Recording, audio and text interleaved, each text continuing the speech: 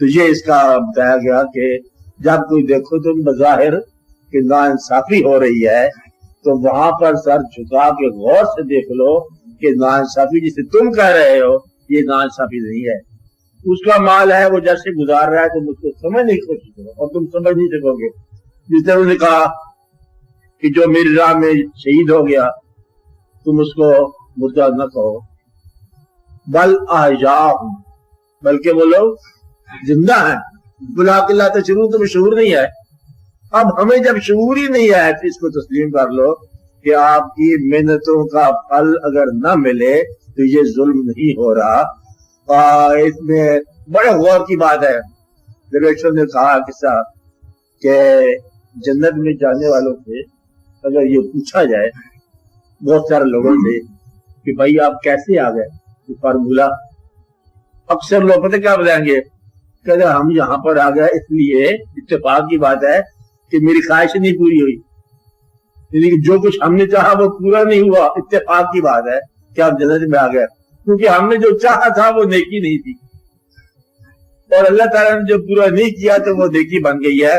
خواہش کے پورا نہ ہونے کا نام بھی جنت ہے۔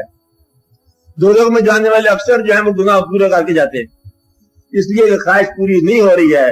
تو یہ آپ دیکھو کہ عین ممکن ہے کہ یہ اللہ کی مہربانی ہو، اور اس میں غور کرو اللہ تعالیٰ کا ارشاد، میری بات سمجھا نہیں ساتھ ساتھ پوری بات غور سے دیکھیں۔ ایک اور جگہ ارشاد ہے بڑا واضح ہے، وَعَسَىٰ أَن تُحِبُّوا شَيْئًا وَهُوَ شَرٌّ لَكُمْ وَعَسَىٰ أَن تَكْرَهُوا شَيْئًا وَهُوَ خَيْرٌ لَكُمْ، ممکن ہے کہ تم پسند کرو ایسی چیز جو تمہارے لیے نامناسب ہو، اور ممکن ہے تم ناپسند کرو وہ چیز جو تمہارے لیے اچھی ہو۔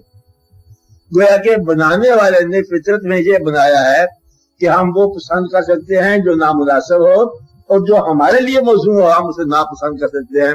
لہذا پسند اور ناپسند کو نکال دیا جائے تو نتیجہ جو ہے اللہ کا تو بھی رہ جاتا ہے۔ آپ بات سمجھ رہے ہو؟ اور عام طور پر لوگ کہتے ہیں گناہ اپنی خواہش کے علاوہ بات کو گناہ سمجھتے ہیں کہ یہ میری خواہش کے خلاف بات ہو رہی ہے، یہ بڑا ظلم ہو رہا ہے، اور حالانکہ دیکھو اللہ کی مرضی کے اگر علاوہ بات کرو گے تو یہ ظلم ہے۔ اگر اپنی مرضی کو اس کی مرضی پر نثار کر دیا جائے اور پھر جو وہ کر رہا ہے اس پر راضی رہا جائے، اور اگر گلہ نہ کیا جائے، اگر شکایت نہ کی جائے، اب بتاؤ اس دنیا میں تکلیف کیا ہے؟ دوسرا ایک آدمی نے جا کے اپنے بزرگ سے کہا کہ دیکھو جی میرے لیے دعا کرو کہ میری زندگی آسان ہو جائے۔ انہوں نے کہا اللہ تعالیٰ تجھے بہت زندگی میں دے، مال دے، دولت دے، اتنی مال اتنا دولت دے کہ تجھے چھوڑتے وقت تکلیف ہی نہ ہو۔ اب تمہیں کتنا مال چاہیے کہ چھوڑتے وقت تکلیف نہ ہو؟ حساب لگا، اتنا تمہیں مال مل جائے کہ چھوڑتے وقت تکلیف نہ ہو، اور میرا خیال ہے کہ جتنا کم ہوگا اتنی آسانی ہوگی۔ چھوڑنا بہرحال ہمیں ہے، کیا ہے جانا ضرور ہے۔ اس لیے دعا کا مطلب یہی ہے کہ اللہ تعالیٰ تو ہمیں اپنے فیصلوں پر راضی رہنے کی توفیق عطا فرما، پھر گرہ نہیں پیدا ہوگا۔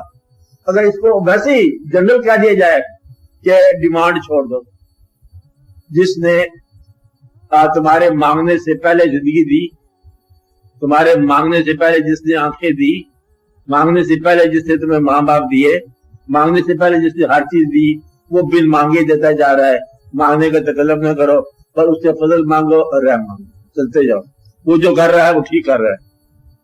اگر ہم یہ کریں کہ اس کا تقاضا چھوڑ دیں، انشاءاللہ تعالیٰ زندگی آسان ہو جائے گی، یا شکایت چھوڑ دیں۔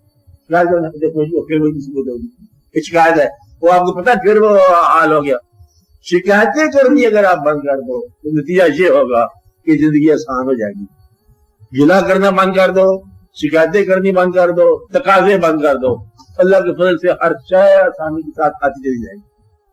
اس لیے وہ لوگ جو زندگی میں گلے کا راستہ اختیار کرتے ہیں ان کو یہ بات سمجھ نہیں آتی کہ نتیجہ جو ہے یہ کیا ہے۔ ہماری مرضی کے مطابق نتیجہ اگر نکلنے لگ جائے تو ہمیشہ ہی نقصان ہو۔ بہتر یہ ہے کہ اسی کی مرضی کا نتیجہ ہو۔ آپ کو بات سوال سمجھ آیا؟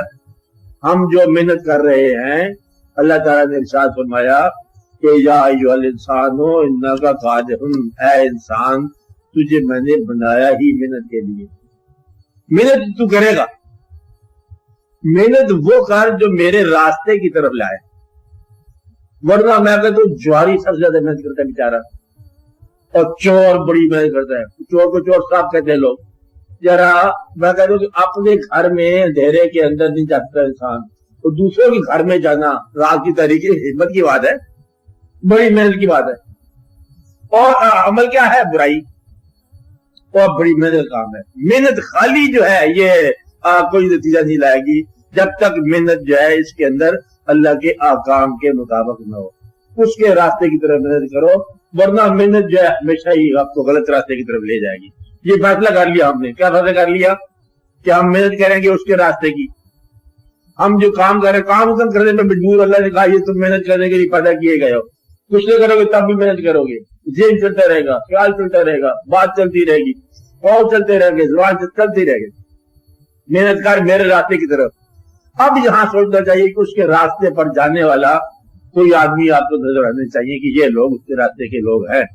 آج سے پہلے کہ جن پر انعمت علیہم، اللہ تعالیٰ کی بڑی خوبصورتی سے آپ کو یہ بات سمجھائی کہ دعا کرو اللہ تعالیٰ ہمیں سیدھی راہ دکھا، اپنی راہ دکھا، ساتھ ہی لفظ کا اپنی راہ یعنی کہ ان لوگوں کی راہ جن پر اللہ کا نام ہوا۔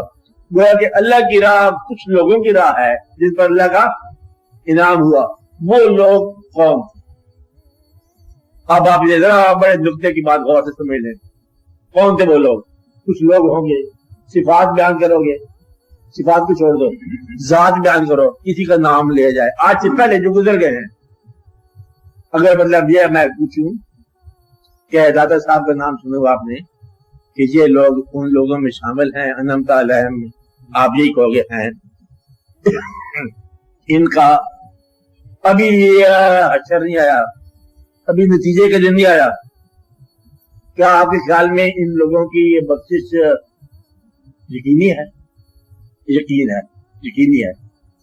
ابھی فیصلہ نہیں ہوا اور نتیجہ برآمد کر لیا آپ نے، اشرف و بشرا نتیجہ برآمد کر لیا، پیغمبر نتیجہ برآمد کر لیا، اولیاء کرام فیصلہ نہیں ہوا، نتیجہ پہلے نکال لیا۔ اگر آپ یہاں نتیجے نکال رہے ہو تو پھر اپنے بارے میں نتیجہ نکال، کیا آپ کا اپنے بارے میں نتیجہ ہے بخشش کا یا اندیشہ ہے؟ آپس میں بیٹھ کے، تنہائی میں بیٹھ کے اگر اندیشہ ہے آپ اصلاح کرو، اگر یقین ہے تو اللہ کا شکر ادا کرو کہ آپ کو بھی وہ راستہ مل گیا جو راستہ انعمت علیہم کی شکل میں آ رہا ہے۔ نہیں تو کسی ایسے انسان کی یا ایسے انسانوں کی تلاش کرو، ان کی صحبت تلاش کرو، ان کی سمیت تلاش کرو کہ آپ کو بھی اس راستے کی طرف لے چلے۔ حال میں چھوڑو، مشکل ہے تو کسی ماضی والے آدمی سے رجوع کر لو، اس کی زندگی پڑھ لو، اس کے حالات پڑھ لو، پھر آپ کو معلوم ہو جائے گا کہ یہ وہ لوگ ہیں جن پر اللہ تعالیٰ کا انعام ہوا، اور جن پر اللہ کا غضب ہوا ان لوگوں کے ساتھ نہ دو اور ان سے بچو کہ ایسا نہ ہو کہ آپ محنت بھی کرو اور عذاب بھی لو۔ اس لیے بڑی اللہ تعالیٰ کا فضل ہوگا اگر محنتیں آپ کی آپ گمراہ نہ کریں، آپ کو محنت جو ہے وہ آپ کو اللہ کی طرف لے جائے، فلاح کی طرف لے جائے، فوز و فلاح کی طرف لے جائے۔ محنت کرنا آپ کی فطرت ہے، اس لیے یہ بہت ہی آسان بات ہو گئی کہ محنت کرو اس کے راستے کی طرف، خیال رکھو اس کے راستے کا، زندگی گزارو، اپنی نتیجہ اس پر چھوڑو، اللہ تعالیٰ مہربانی کرے گا۔ جو نتیجے جہاں نہیں برآمد ہوتے وہ وہاں برآمد ہو جاتے ہیں، اور یہ اللہ تعالیٰ کی خاص مہربانی سے اچھے نتیجے نکلیں گے، صبر کرنے والوں کو بہتر نتیجے نکلے گا، بہتر پھل ملے گا۔ آپ یہاں دیکھ رہے ہو ظلم ہو رہا ہے، ظلم نہیں ہو رہا، تو اس کی کائنات ہے، اور درویشوں میں یہ کہا جاتا ہے کہ بھی اگر تجھے اس کائنات یا زمین و آسمان کے اندر تجھے اگر ملکیت دی جائے، زمین و آسمان کی اختیار دے دیا جائے ایک دن کا کہ تو ساری کائنات کا مالک ہے، تو بتا کیا تبدیلی کرے گا؟ درویشوں کا جواب یہ ہے کہ ہم جوں کی تو کائنات کو اس کے حوالے کر، اس میں کوئی اپنی مرضی سے کوئی تبدیلی نہیں کریں گے، اب کوئی تبدیلی نہیں مانگیں گے، جیسی ہے کائنات ویسی کے ویسے اس کے حوالے کر دو۔ یہ ہے راضی ہونے کی تعریف۔ اختیار مل جائے تب بھی آپ اس کی مرضی پر چلنے دو جیسی کائنات چل رہی ہے، اور پھر آپ کو یہ بات سمجھ آ جاتی ہے کہ یہ کیا قصہ ہے۔ اس لیے آپ گلا نہیں کرو، اس کا نتیجہ وہ جانے، جو مر گیا وہ جانے۔ اچھا جو کہتے وہ مریض مر گیا، بڑا افسوس ہے، کہتے ڈاکٹر کہتے وہ بھی مر گیا، اندازہ لگاؤ۔ وہ پرانے موسیٰ علیہ السلام نے جا کے اللہ میاں سے کہتے یہ پوچھا کہ یا باری تعالیٰ فرعون کے ساتھ کیا کیا جائے؟ اللہ میاں نے فرمایا کہ اس کو ڈسپیچ کرو ہماری طرف۔ موسیٰ پوچھا پھر اس کے بعد کیا ہوگا؟ اللہ میاں تو بھی آ جا ہمارے پاس، بات اتنی ساری ہے، اس کو بھیج دو اور بعد میں آپ خود بھی آ جائیں۔ اس لیے کچھ لوگوں کو آپ چھوڑ کے آئے ہو اور اس کے بعد پھر چھوڑنے والے خود چلے جائیں گے، کوئی اور چھوڑنے والا پیدا ہو جائے گا۔